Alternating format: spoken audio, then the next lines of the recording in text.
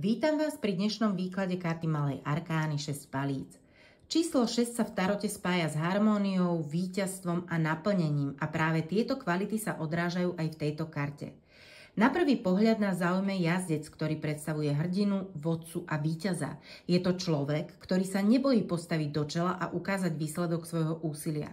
Palica, ktorú drží, je symbolom mocenskej sily, sexuality a energie, no tentoraz ozdobená vavrínovým vencom, teda jasným znamením víťazstva, ocenenia a uznania za tvrdo odvedenú prácu. V pozadí vidíme ďalšie postavy, ktoré s úctou a radosťou sprevádzajú jazdca. Ich prítomnosť naznačuje, že úspech nie je len individuálny, ale prináša inšpiráciu a povzbudenie aj pre ostatných.